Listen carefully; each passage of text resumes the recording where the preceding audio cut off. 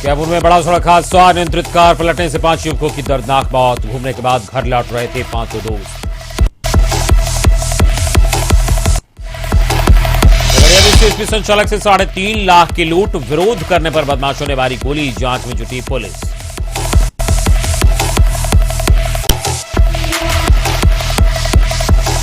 विपक्षी एकजुटता को मजबूत बनाने में जुटे तेजस्वी, शाम रजक को दी जिम्मेदारी, झारखंड और दिल्ली के मुख्यमंत्री से करेंगे मुलाकात।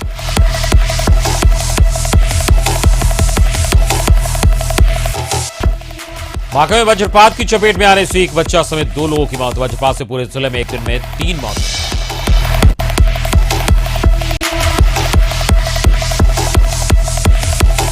और दरभंगा के कुशेश्वर स्थान प्रखंड में बाढ़ के बीच गांव वालों ने बांस से बनाया जुगाड़, फिर किया शवखान अंतिम संस्कार।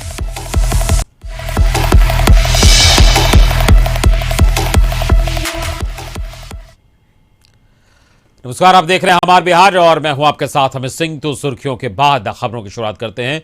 आरजेडी नेता श्याम रजक का झारखंड और दिल्ली दौरा है। झारखंड के सीएम हेमंत सोरेन से मुलाकात करेंगे।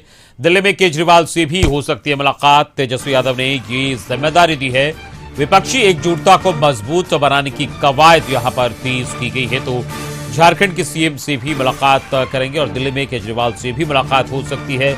श्याम रजक को यह जिम्मेदारी दी गई है। तेजस्वी यादव ने यह जिम्मेदारी दी है। विपक्षी एकता को मजबूत करने की कवायद में ये जुट गए हैं और इसी के तहत ये कार्यक्रम यहां पर सामने आया है। झारखंड के मुख्यमंत्री से मुलाकात करेंगे श्याम रजक और दिल्ली के मुख्यमंत्री अरविंद केजरीवाल से भी उनकी मुलाकात हो सकती है।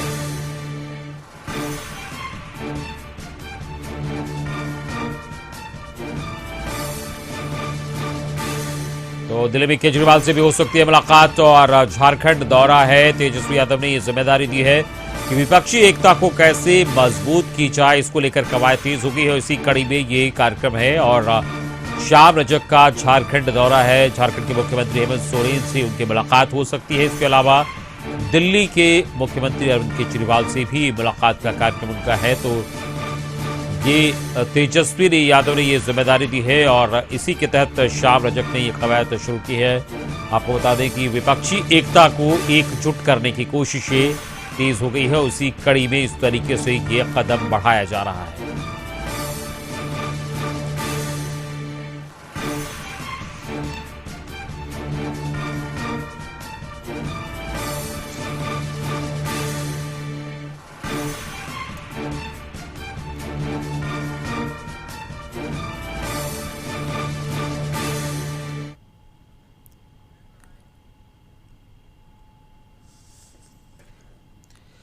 चलिए अगली खबर का रुख करते हैं। विधान परिषद में माननीय सदस्यों के लिए सुविधा केंद्र खोला गया है, जिसका उद्घाटन कार्यकारी सभापति अवधेश नारायण सिंह ने फीता काटकर किया। अवधेश सिंह ने कहा कि मानसून सत्र में सुविधा केंद्र के चालू होने से काफी फायदा होने वाला है। वहीं इस सुविधा केंद्र से प्रश्न संबंधी मामले, फोटोस्टेट, ई टिकट, सचिवालय संबंधी पत्र समेत तमाम काम हो सकेगा। वहीं सदस्य केदार पांडे ने कहा कि नए सुविधा केंद्र से माननीय सदस्य को काफी फायदा होगा।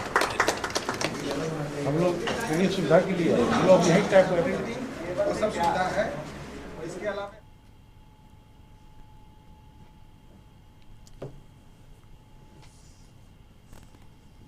उद्घाटन हुआ है, बहुत दिनों से बात चल रही थी। माननीय सदस्यों ने यहाँ अपने अनुभव के आधार पर कुछ डिफिकल्टी का अनुभव किया कि कुछ सुविधाएं होनी चाहिए। आज के युग में जब डिजिटल भारत हो रहा है तो इस समितियों के लिए और सबकी सुविधा के लिए माननीय सदस्यों के कहने पर हम लोगों ने एक नई सुविधा दी है, जिसका उद्घाटन आज से हुआ है। आज से इसकी शुरुआत हुई है। देखिए, ये समितियों के अध्यक्षों की जो बैठक हुई थी उसमें सारे अध्यक्षों ने माननीय सभापति से आग्रह किया था कि एक ऐसी जगह होनी चाहिए माननीय सदस्यों के लिए जहां पर उनके प्रश्न, ध्यानाकर्षण, निवेदन ये सब थोड़ी देर में टाइप हो जाए, मिल जाए, या अगर किसी कागज को फोटो स्टेट कराने की आवश्यकता हो तो वो भी हो जाए, या अगर मान लीजिए किसी विभाग के सचिव को कुछ लिखना हुआ तो तो यहाँ पर तुरंत वो टाइप हो जाएगा।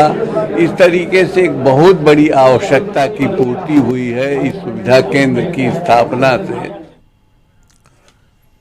पूर्व सीएम जीतन मांझी ने बढ़ती महंगाई पर चिंता जताते हुए कहा कि इस विषय पर केंद्र को सोचना चाहिए। बिहार सरकार भी टैक्सों में कमी कर जनता को राहत दे सकती है।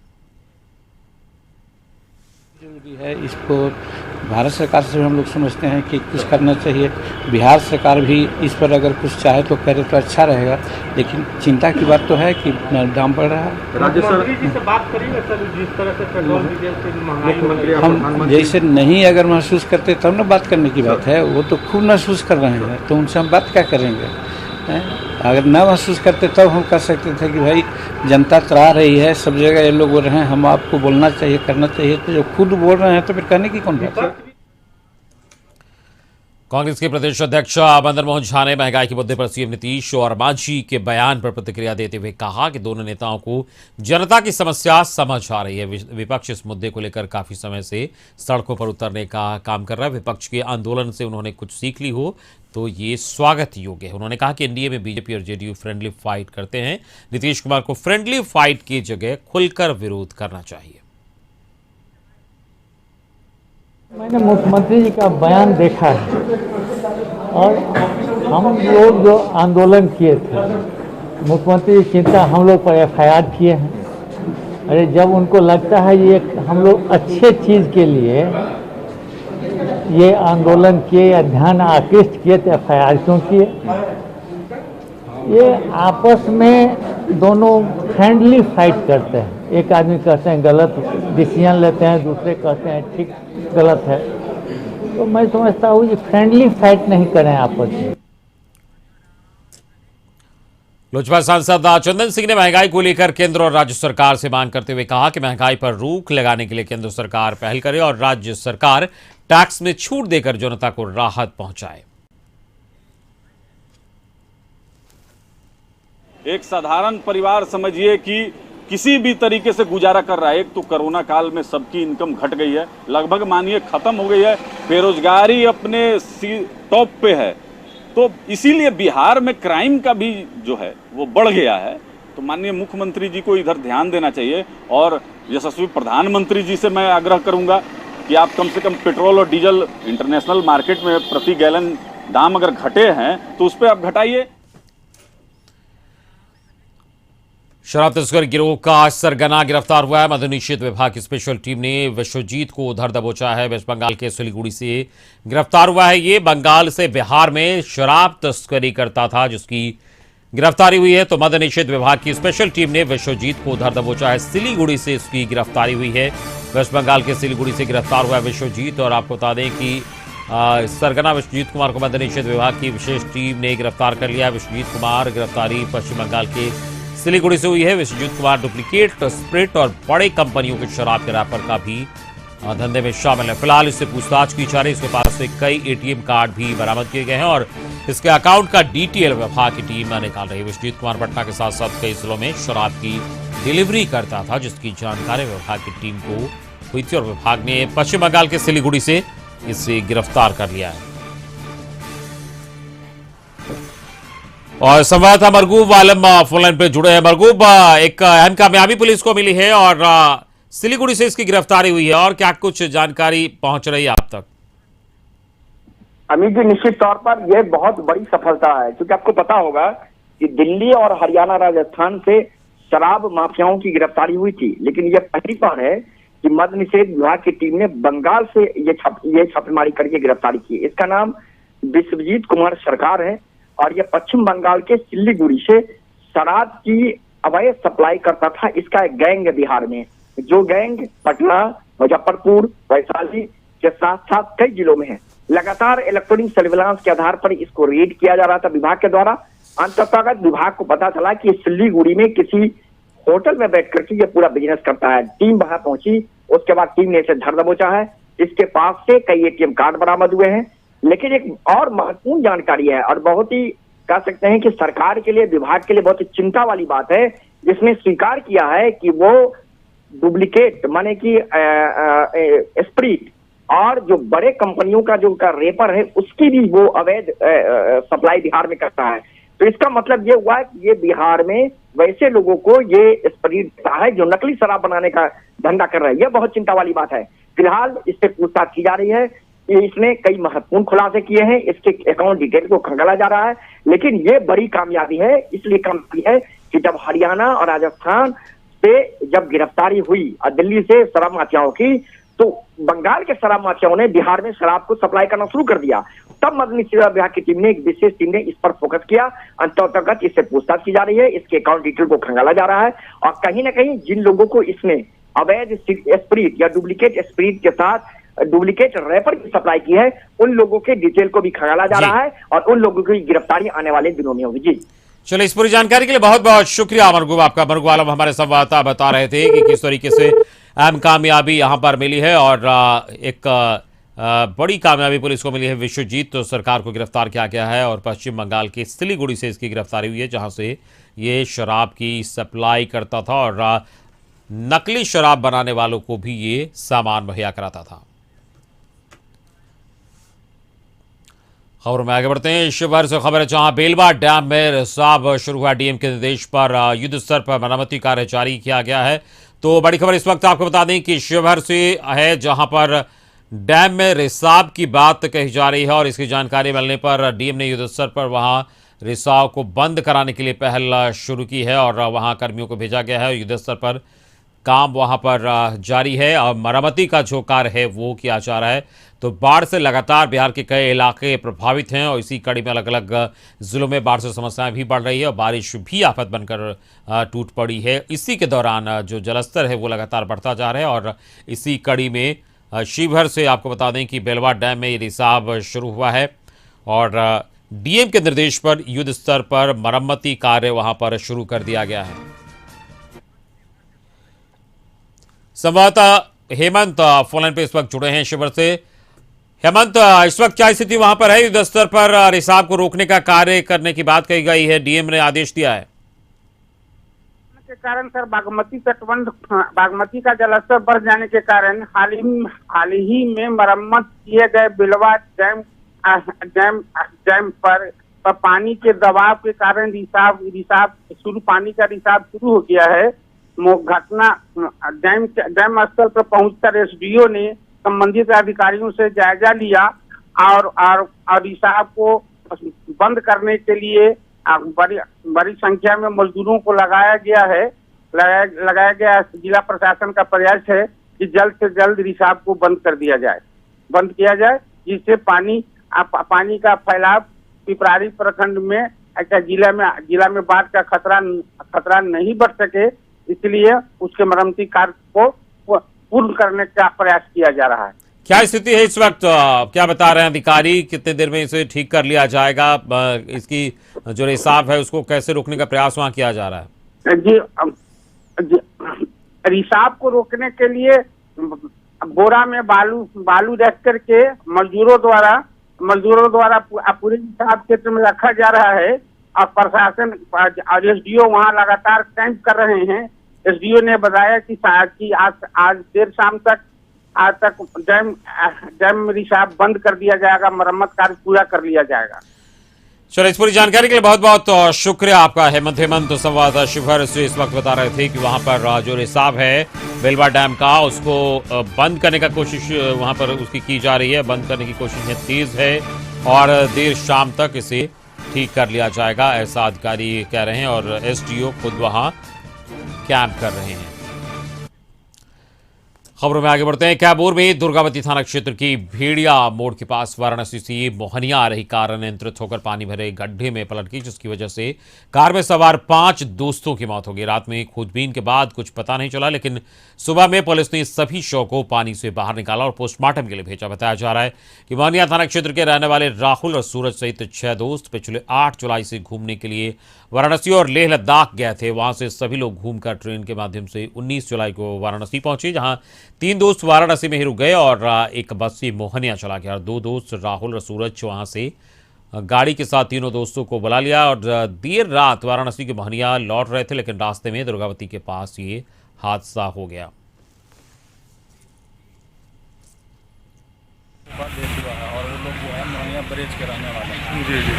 तो इनके ये लोग गए थे घूमने शिमला और जम्मू कश्मीर, और घूमने के बाद ये लोग जो है बाई प्लेन से ये बाबत एयरपोर्ट पर आए थे और वहाँ से इन्होंने किसी परिजन का गाड़ी या जान पहचान व्यक्ति उनका गाड़ी मंगाए हैं और उसी गाड़ी से लोग आ रहे थे। आने के दौरान में भेड़िया मोड़ पर लोग का एक्सीडेंट हो गया, इसमें 5 व्यक्ति जो है डेथ हो गए ऑन स्पॉट।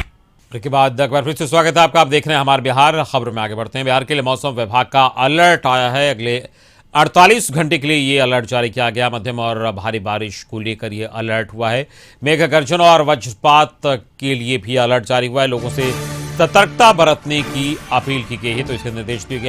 अगले 48 घंटे के लिए ये अलर्ट जारी हुआ है। आपको बता दें मध्यम और भारी बारिश को लेकर अलर्ट जारी हुआ है बिहार में, और लगातार पिछले 2 दिनों से भारी बारिश भी हो रही है अलग अलग इलाकों में। लेकिन अब ये अलर्ट मौसम विभाग ने जारी किया, जिसके अनुसार कहा गया है लोगों से सतर्कता बरतने की अपील की गई है। और बिहार के लिए मौसम विभाग का ये अगले 48 घंटों के लिए अलर्ट आया है।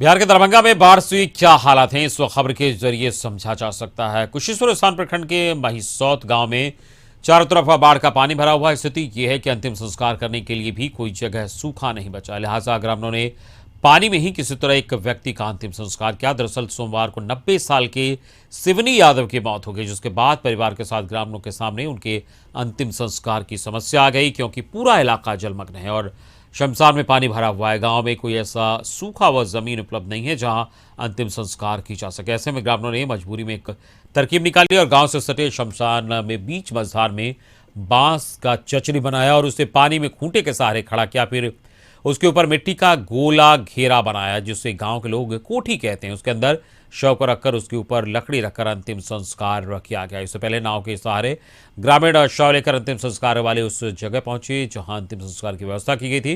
ग्रामीण बताते हैं कि इस इलाके में 6 महीने तक पानी भरा रहता है। 90 वर्ष प्लस था और उनका तबीयत सही नहीं रहते थे। अंतुगत उनका निधन हो गए। यहाँ समस्या खड़ा हुआ अंतिम संस्कार का।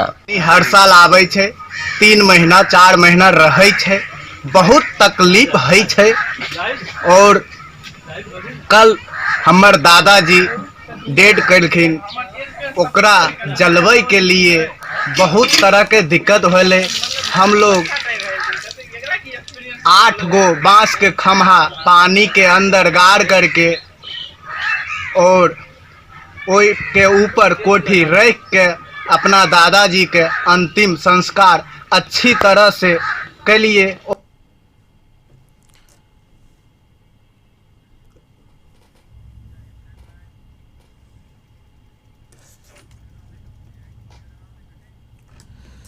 खबर मोतिहारी से, जहां पानी भरे चौर में डूबने से 3 किशोर की मौत हो गई। हरसिद्धि की सिवराहा चौर में हादसा हुआ। नहाने के दौरान डूबने से तीनों की मौत हुई है। तो हरसिद्धि के सिवराहा चौर में हादसा हुआ है, जहां डूबने से 3 की मौत हो गई है। पानी भरे चौर में डूबने से 3 किशोर की मौत हुई है। हरसिद्धि के सिवराहा चौर में यह हादसा हुआ है, जहां नहाने के दौरान 3 किशोर डूब गए, जिससे उनकी मौत हो गई है।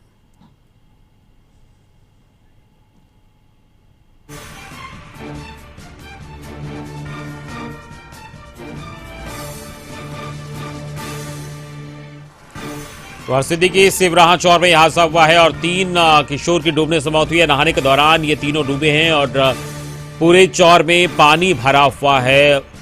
बारिश के बाद इसको लेकर वहां पर 3 किशोर जब नहाने गए, वहां इस दौरान घटना हुई। ये तीनों डूब गए हैं, जिससे इनकी मौत हो गई।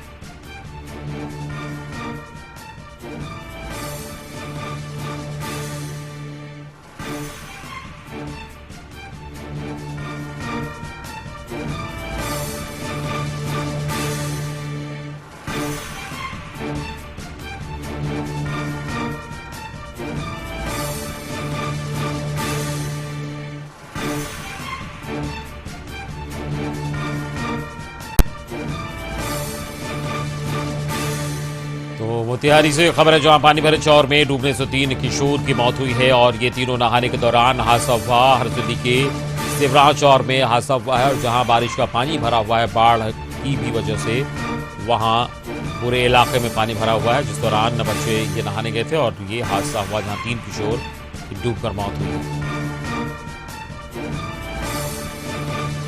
संवाददाता अमित फोन लाइन पे जुड़े मोतिहारी से। जी अमित, तो जानना चाहेंगे वहां पर 3 किशोर की मौत हुई है, क्या अब तक कोई प्रशासनिक अधिकारी पहुंचे हैं, कुछ घोषणा की गई है, वहां कैसे यह हादसा हुआ ये भी जानना चाहेंगे।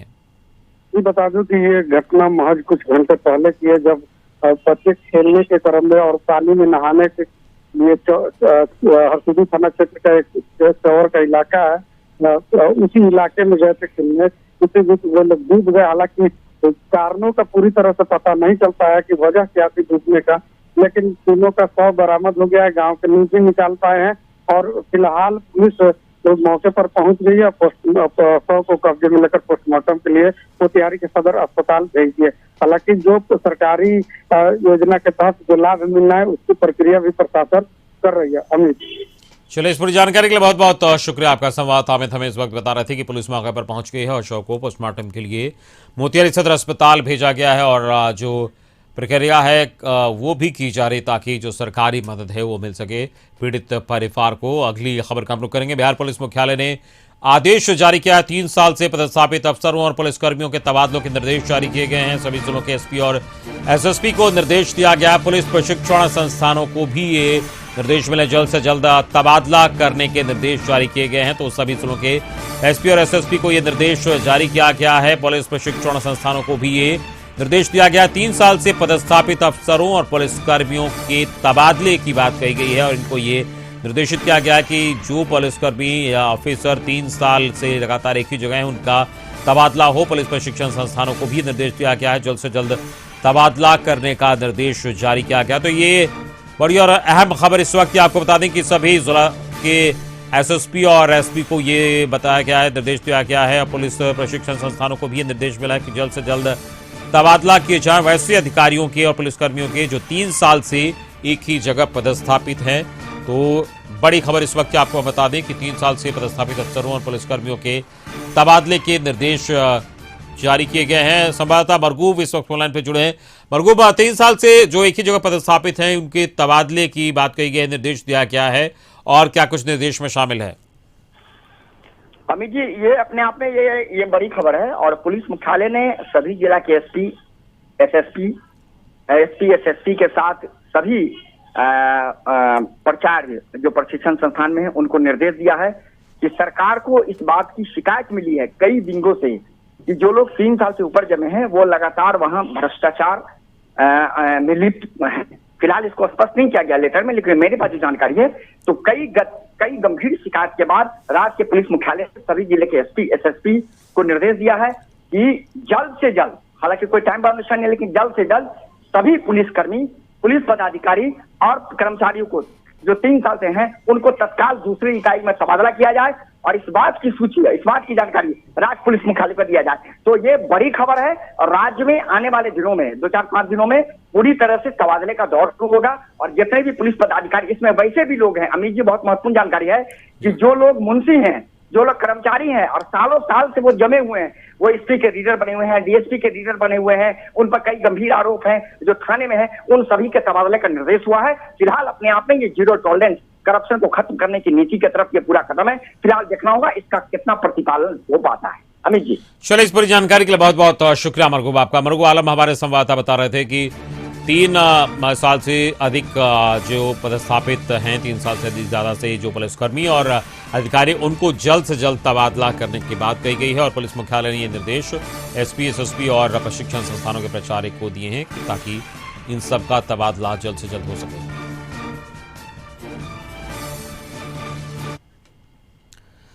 बांका के अमरपुर थाना क्षेत्र के डुमरिया गांव में आकाशीय बिजली गिरने से 2 लोगों की मौत हो गई है। मृतकों में 55 साल का शख्स और एक 10 साल का बच्चा शामिल है। दरअसल बारिश के दौरान खेतों में दोनों काम कर रहे थे। बारिश आने के बाद दोनों एक पेड़ के नीचे छिप गए, जहां वज्रपात की चपेट में आने से इनकी मौत हो गई। धोरैया थाना के झटका गांव में वज्रपात से एक युवक की मौत हुई है। पूरे जिले में अब तक आकाशीय बिजली से 3 लोगों की मौत हुई है।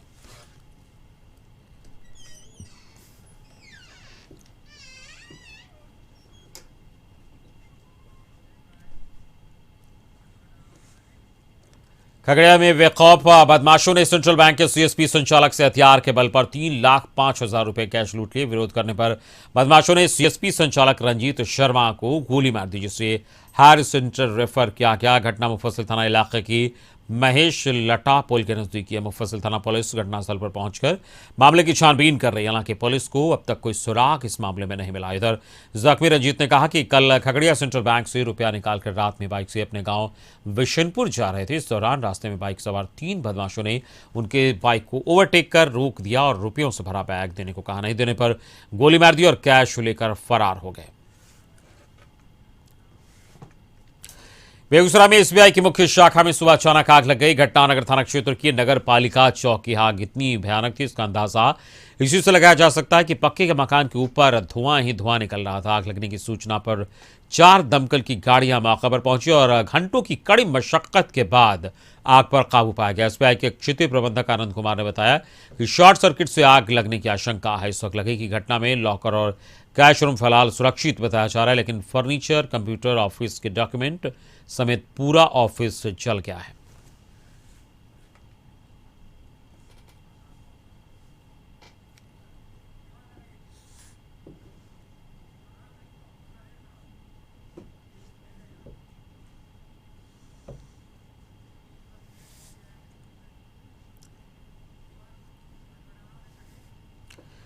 सीवान में महाराजगंज दरौंदा रोड किनारे स्थित रामचांद के मंदिर के पास तालाब में पाली गई लाखों रुपए की मछली मर गई है। आरोप है कि तालाब में नाले का पानी गिरने से लाखों रुपए की मछली मरी है। सुबह जब व्यवसायी देखरेख के लिए तालाब की तरफ गया तो भौचक रह गया। उन्होंने बताया कि तालाब में सभी मछलियां मरी मिली, जिससे उन्हें काफी नुकसान हुआ। उन्होंने स्वरोजगार के तहत मछली पालन किया था।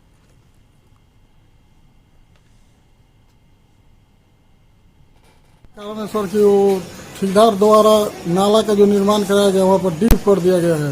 उस सारे बाजार का कचरा पानी उसमें गिर गया, पानी प्रदूषित होकर उस कारण सारे मछली लगभग 1.5 लाख का मछली हमारा मर गई है। अच्छा, वो तालाब कैसा है? तालाब मत्स्य विभाग से उसको टेंडर कराया जाता है, वो बनबस्ती है हमारे नाम से सर।